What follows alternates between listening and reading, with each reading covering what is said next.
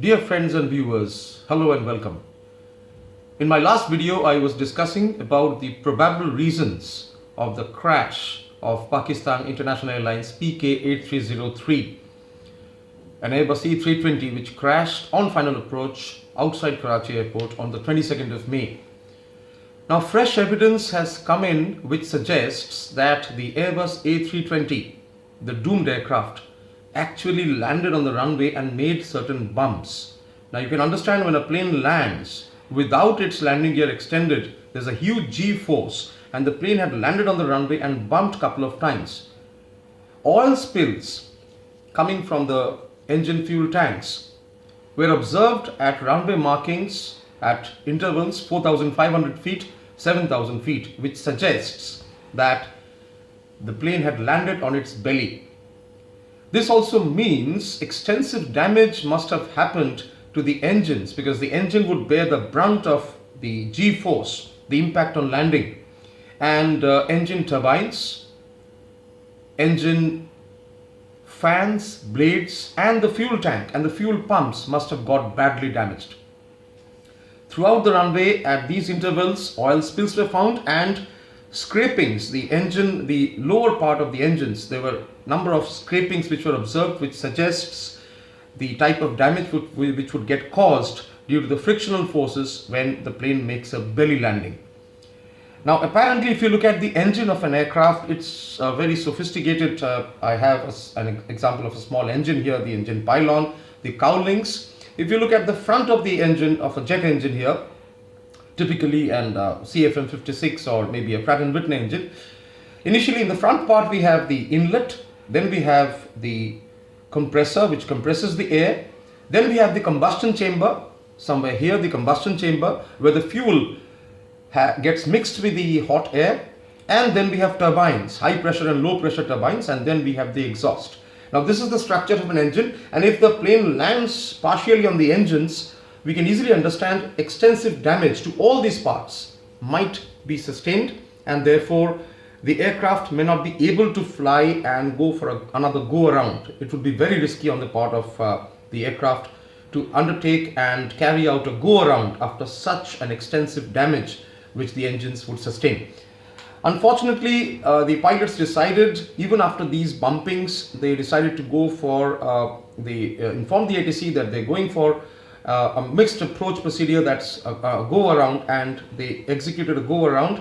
Initially, the ATC cleared them, told them to climb till 3,000 feet, turn left along the heading 110 degree heading, so that they can come back again for approach and they can land in on runway 25 left or 25 right. Both the runways were made available for them. Now, questions arise. First is, why did the pilots execute a go around when they knew that the engines might have got badly damaged?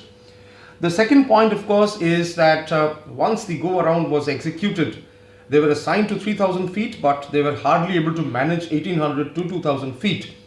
And they requested ATC and informed them that please let us fly at 2,000 feet. We are going for a direct approach on runway 25 left.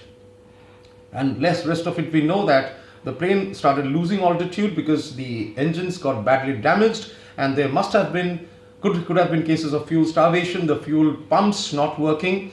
And the question is, a lot of warnings and a lot of cautions would come up in the master warning and the master caution lights in the front panel of the cockpit.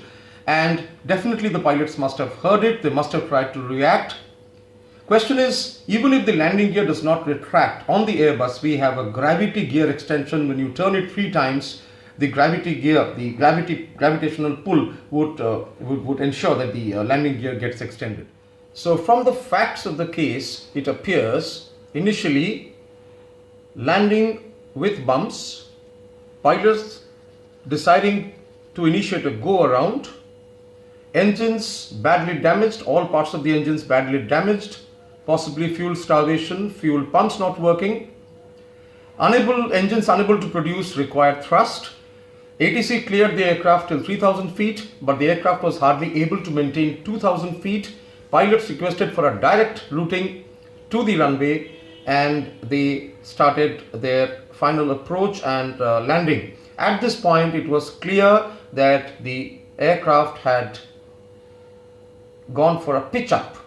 The nose pitched upwards, angle of attack became abnormal, engine started losing thrust, and a stall. Normally we have a stall warning. Now at this stage, the photographs which have been taken also suggests that below the aircraft we have something called RAT, ram air turbine. The ram air turbine is deployed. It's just like a fan. It produces basic electric power in the event of a complete loss of engines. The main electrical power, if the main electrical power of an aircraft on the Airbus 320, A320, if it is gone, if no power is available, the ram air turbine is deployed from beneath the aircraft, which runs a fan in the wind and therefore produces basic electrical power and provides basic directional control.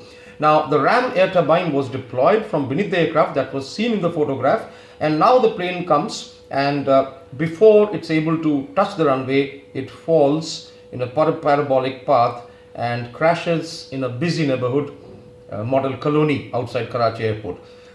Certain questions are coming. First of all, I was mentioning, even if the landing gear did not get extended, why didn't the pilots try for a gravity gear extension first? Second is, why did they inform the ATC about this catastrophic failure late? They could have, some experts are of the feeling that they could have informed ATC much earlier.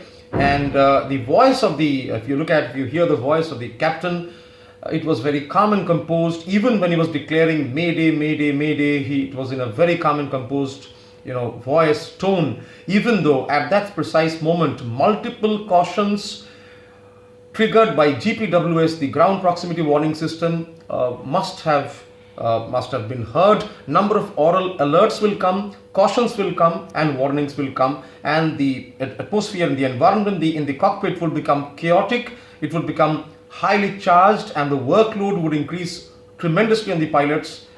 Both the captain and the first officer must have worked together to avert the crisis, but the voice of the captain, as heard in the radio communication with the ATC, seems to be very, very calm and composed.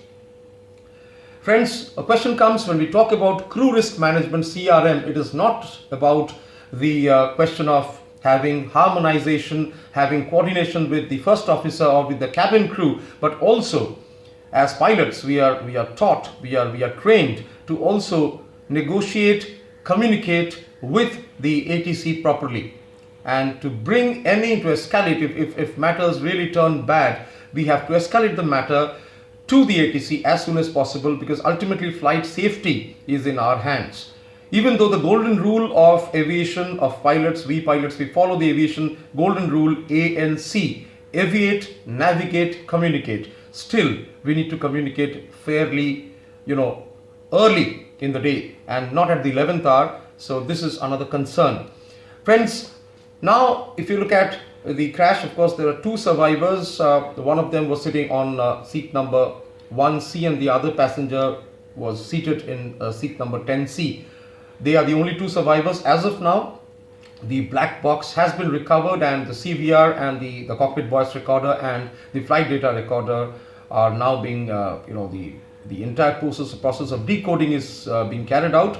Airbus from Europe has sent an expert team to Pakistan to aid in the entire process of investigation, so that the actual reasons behind this catastrophic, horrifying, tragic crash can be established.